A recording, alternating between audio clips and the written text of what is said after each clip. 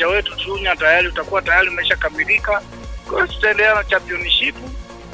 Tutarudi tena ligi kuu tujipange upya. Lakini niseme tu mimi kama mimi mmiliki wa timu ya KenGold, mimi nasikitika sana. Nasikitika kwanza nasikitika kwa waamuzi wetu. Waamuzi wetu, yani mpira wa Tanzania ni kiujumla. Haki hakuna. Yani hawachezeshi kihaki. Ila ni ufumaji. Na mimi kabisa KenGold ingekuwa sio haizulumiwi, isingeshuka daraja. Lakini ndio timu ya kwanza katika ligi kuu kwa kudhulumiwa. Kwa hiyo mimi nawasihi viongozi wetu wa michezo waliangalie sana hivyo. Timu nyingi sana zinalalamika sana kuhusu waamuzi wetu kwa ni changamoto kubwa sana. Unafikiri kwa nini KenGold unahitaja kama ni timu namba 1 kudhulumiwa sana kunako msimu huu kuliko timu nyingine?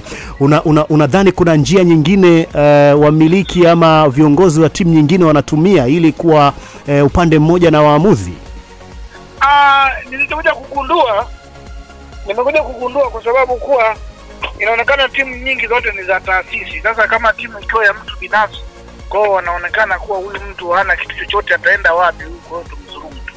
Kwa nafikiri ndio inayochangia sana hiyo. Kwa hiyo lakini wangekuwa wanatambua kuwa huyu mtu binafsi anakuwa na timu, manake anakuwa ametoa ajira kwa watu. Kwa hiyo itakiwa asapotiwe, yani asikilizwe, asaidiwe zaidi hapo. Lakini kumbe ndio anazidi kukandamizwa, shushwa chini.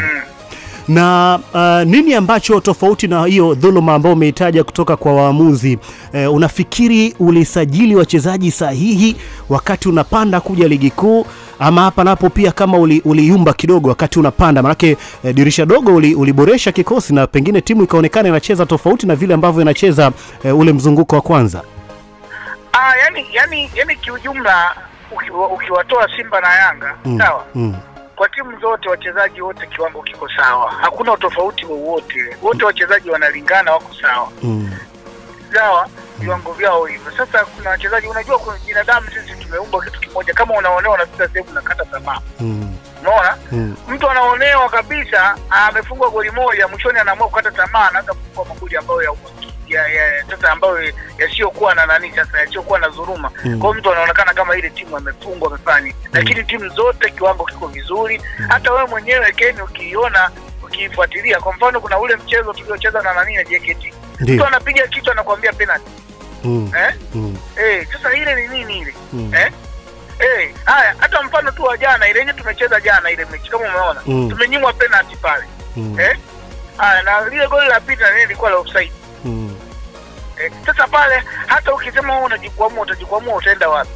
Bado utakuwa ni chini tu. Kwa hiyo yani mpira wetu ni shida, ni changamoto sana. Kuna bwana mmoja alilalamika yule wa Gwambina.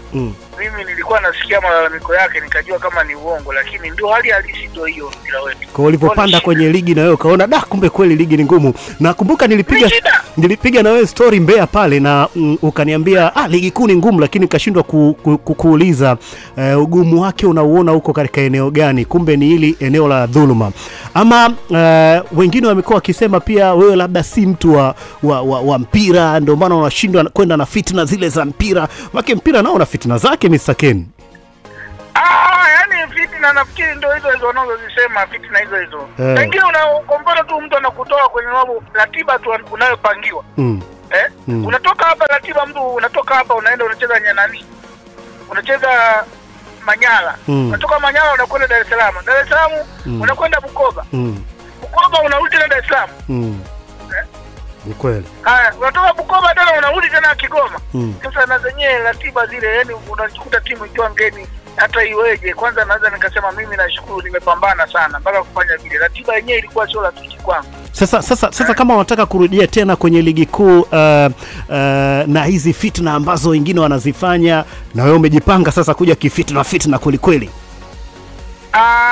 Mimi nafikiri hapo kwa sababu na kingine kinachokuja kuchangia, mimi niseme timu yangu yote mpaka imepanda ligi kuu, maana yake tunachezea uwanja wa ugenini.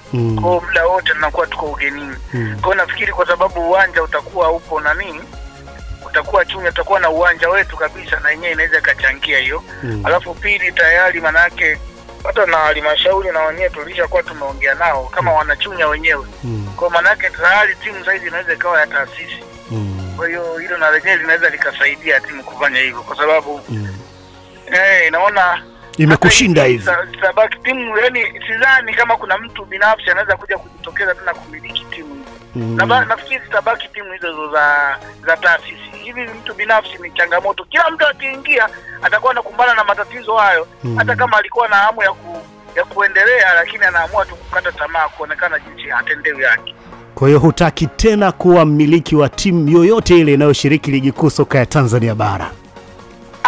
Sasa hizi kwa sababu bado ipo, siwezi kuiacha, bado ipo, nitaendelea nayo kwa sababu ina Chunya, manake na uwanja utakuwa tayari. Manake ikishuka tayari tutajua tufanye nini. Lakini uwanja kwa sababu nyasi tayari tumeshaagiza, hivi ziko nani zinakuja kwenye meli. Nafikiri mwezi Juni, mwezi wa 6 zitakuwa zinafika na tutaendelea nazo. Sasa kama unataka kuipeleka timu kwa halmashauri, labda kama anajitokeza mdau anataka kuinunua Ken Gold, unaweza kuiuza? Saa hizi siwezi kusema lolote kwa sababu hiyo Chunya na hiyo timu Ken Gold na washabiki wengi, siwezi kuongea lolote. Kwa sababu tayari ile ni timu ya wanachunya, japo ilionekana ni ya kwangu lakini ni ya wanachunya. Kwa hiyo siwezi kuongea lolote hivi. Kama na wao wataamua kusema bwana na sisi tu, kwa sababu na wao dhuluma wameziona. Zaidi hata ungekuwa hapo kwenye magrupu na wenyewe wameona hali halisi, na wao wameona tu kwa bwana ni halali kwenda kweli. Hivi unafikiri mpaka nani yule Yefu na yeye mpaka aliamua kufanya vile, unafikiri ni nini? Kuna changamoto zinakuwemo kwenye timu hizi mpaka aliamua kujiondoa ni nini? Afadhali au uwe mtazamaji unaangalia. na kuna wakati niko Mbeya nilikuona jukwaa kuu wakati timu yako ikicheza na Tanzania Prisons, ukaongea neno kule juu, ukasema hawa vijana watakuja kunikumbuka, na ulizungumza kwa hisia kubwa kulikweli mara baada ya kupoteza mchezo ule kwa bao 3. Labda ulikuwa unamaanisha nini? Yaani watakukumbuka kwa namna gani? Mimi niseme tu na hao vijana wetu na wenyewe wa Tanzania na wenyewe wana changamoto moja kubwa sana. Unaona? Wao unajua mpira, kwa mfano mimi nimetoa ajira sawa. Lakini kuna ule mchezo, na ndio maana unawaona kuna wachezaji wengine kwenye mchezo wa jana hawapo, hawajapangwa. Kwa hiyo kuna mchezo ambao walioucheza. Unajua kwenye mpira hakuna siri. Unaweza ukapanga kitu ukajua kama kuna siri, kumbe hakuna siri. Yaani kuna vitu ambavyo walivyovicheza, walicheza chini ya kiwango, na kuna watu walipewa hela, lakini na bado hivi tunaendelea na taarifa. Kuna wengine tumeshawaandikia na barua, lakini na tetesi tunaendelea kufanyia utafiti hapa. Yaani kumbe kuna wachezaji wanauza mchezo pia humo ndani ya Ken Gold. Ndio, unafikiri ni yani fitina zote hizo ni fitina? Kweli walitaka kukuumiza. Fitina, hao hizo ni fitina, kuna hela zimetolewa, lakini basi kwa sababu na nani huwezi kusema kitu chochote kwa sababu bado naendelea na upelelezi. Mwishoni ndio tutakuja kuanza kuwa fulani na fulani na fulani. Na kuna wakati niliona pia Kelvin Yondani alisimamishwa katika moja ya mchezo, sidhani kama mchezo huo alicheza wa Tanzania Prisons, na ikasemekana pia anahusika ama anahusiwa, sio kuhusika, anahusiwa labda kuna mlongola ama ilikuwa ni nini? Kelvin Yondani alikuwa anaumwa, alikuwa ametoka kutoa jino, kwa hiyo siwezi kumsemea kitu cha uongo nikasema nini. Hapana. Kelvin hapana. Alikuwa anaumwa, mimi mwenyewe nilimpa hela zenyewe za kwenda kutolea jino hivi. Kwa siwezi kusema eti nikaanza kusema eti kwa alifanya nini. Sijajua, labda kama walifanya waliamua kusema labda kama kumgawia, lakini sidhani kitu kama hicho. Udhani kitu kama hicho. Okay, tofauti na hilo, watu wanataka kufahamu Bernard Morrison amesajiliwa lakini hakuwa na mchango wowote mpaka timu jahazi linazama. Watu wakasema Mr. Ken imekuaje? Anasajili mchezaji mgonjwa ambaye hafahamiki atapona lini. Ameonekana katika michezo hii mwisho hapa, lakini bado anaonekana hayuko fit sana. Usajili wa Bernard Morrison, nini ambacho kilikushawishi kumsajili yeye pamoja na mdogo wake ambaye anaonekana pia hayuko fiti? Kwanza ngoja nikwambie. Kwanza Bernard Morrison, yani laiti wewe unajua kila mtu hajaona. Mimi ndio niliongea na Bernard na kama bosi wake. Mtu mwingine anaweza kawa anaongea tu mitaani huko juu. Kwanza Bernard Morrison laiti angekuwa yuko vizuri asingekuja Ken Gold. Timu inataka kushuka asingekuja. Umeelewa? Kitu cha kwanza hicho lazima watu wajue. Mimi tulikubaliana kuwa bwana mimi bado ni mgonjwa, unasemaje? Kwa nini tulikubaliana kuwa bwana mimi ni mtibu, akipona afanye nini? Ataendelea kuingia kwenye kikosi kama mechi 5 zimebaki nimefanya nini. Na ndivyo tulivyokuwa tumekubaliana. Lakini sasa ndio matokeo yenyewe yameonekana, basi matokeo yamekuwa ni mabaya na nini. Basi ndio hali halisi. Kwa hiyo huwezi kusema eti labda Bernard Morrison kuna kitu ambacho tulikuwa tumekubaliana eti kwa nini hajacheza au hajafanya nini. Mimi mwenyewe nilikuwa natambua na kuna watu wa karibu na wenyewe nilishawaeleza. Kwa bwana huyu Bernard Morrison tumekubaliana akipona. Na mimi mwenyewe ndio nimemtafutia daktari akaendelea kumtibu na kumwangalia nini. Kupiga ile nini anaita Himalaya ile siyo nini ile kuangalia anaendeleaje na matibabu, na mpaka akasema ataanza kucheza kidogo kidogo. Nafikiri ndio hata jana nafikiri ameanzisha, ndio jana kwa mara ya kwanza ameanza kucheza kidogo. Lakini sasa anaanza kucheza ndio hivyo timu tayari imeshashuka nafanya nini. Lakini ninajua kwa sababu tumekaa naye tutafanya nini, tutazungumza, tutapandisha naye. Kwa hiyo atakubali kwenda championship. Hiyo mimi niseme tu siwezi kuizungumza sana kwa sababu tayari ni mapema mno. Hiyo tusubiri muda wake. Kama anagundua mimi ni mtu wa muhimu kwake anaweza kwenda tu championship. Kwani championship si nini? Kwani kuna nini? Kwani mpira wa championship na wa ligi kuu havina utofauti sana, na ndio maana nilisema wachezaji wote yani wote wako sawa.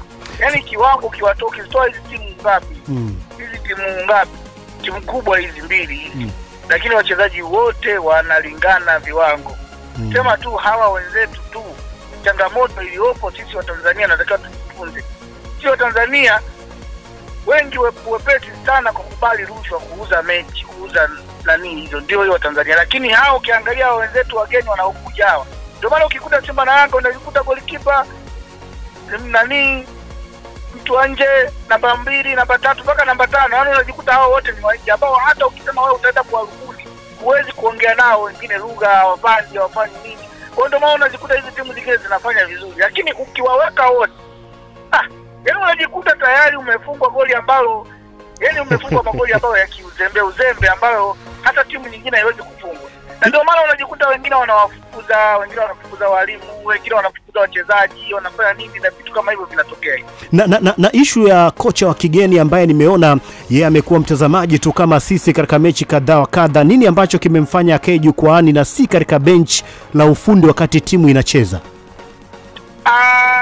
Yani kiujumla mimi niseme tu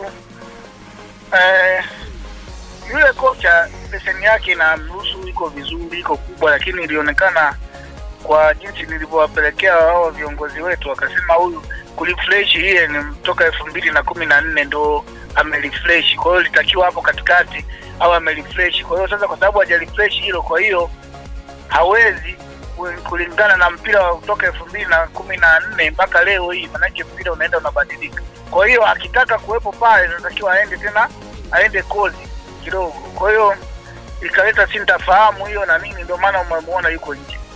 Lakini leseni yake iko juu. Kwa hiyo mshahara anakula kama kawaida huko juu anakotazamia mpira. Mwanzoni alienda vizuri, wewe mwenyewe ulishaona. Na kingine mwanzoni alienda vizuri. Lakini sasa na yeye kufika mwishoni alimezwa na yeye na Watanzania, akabezwa.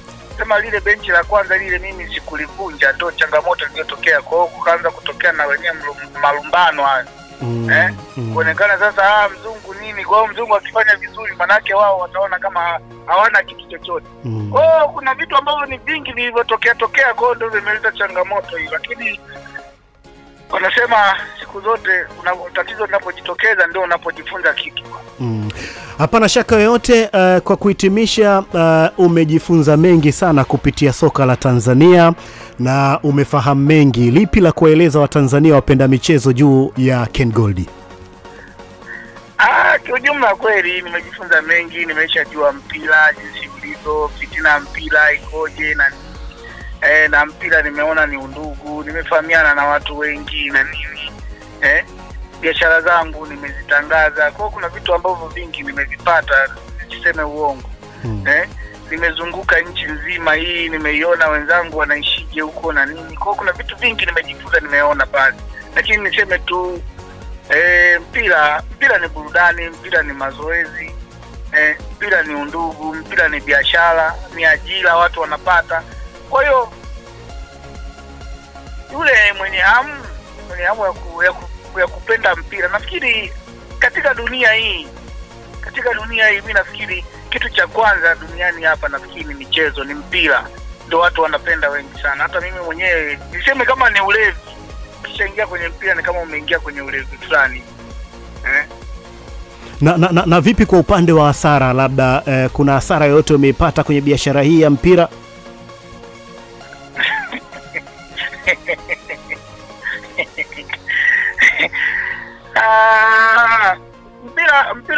Mpira kama nilivyosema ni mpira, yani mpira ni ajira kwa wale ambao wanaofanya, lakini sio kwamba eti mpira kwa wewe unayekuwepo eti kwa labda wewe ndio utapata kiasi ambacho kipo. Hamna, ni kama mimi nilitoa tu ajira, na mpira ni kama mtu unatangaza biashara zako, wewe unatangaza mtu azijue. Sasa hivi kama ni Ken vile tayari unajua Ken Gold kuna shule, utaleta mtoto. Kwa hiyo ndio faida hiyo ambayo unayoipata, lakini sio tu kwamba hela utapata hela. Hapana, sawa na matangazo mengine unavyotangaza. Kwani wanaotangaza matangazo kwa anapata hela? Anatangaza biashara yake ili apate wateja. Sawa Mr. Ken, nashukuru sana kwa muda wako, na tumezungumza vyema kabisa kupitia Sports Venue hapa. Wa Tanzania wamekusikiliza kwa umakini mkubwa. Kuna jambo la kujifunza, wamejifunza, na kile ambacho kipaswi kuchukua basi watatuachia wenyewe. Nikutakie jioni njema. Asante na wewe pia. Haya. Huyu alikuwa ni Mr. Ken, mmiliki wa Ken Gold, tukizungumza naye mara baada ya timu yake jana kushuka daraja rasmi ilipochezea kichapo dhidi ya Coastal Union kule CCM Mkokwani. Dakika 32 kabla hatujachangia chochote, tuwakumbushe kwamba tunaenda kutoa fedha. Fedha inakwenda kutoka Rehema. Kama kawaida 12:30 na dakika zimeondoka kama 2 tu. Sababu tuko ni mazungumzo mazito na Mr. Ken, mmiliki wa Ken Gold kutoka kule Chunya. Inahuzunisha lakini inahuzunisha sana. Ngoja tumtoe mshindi. Mimi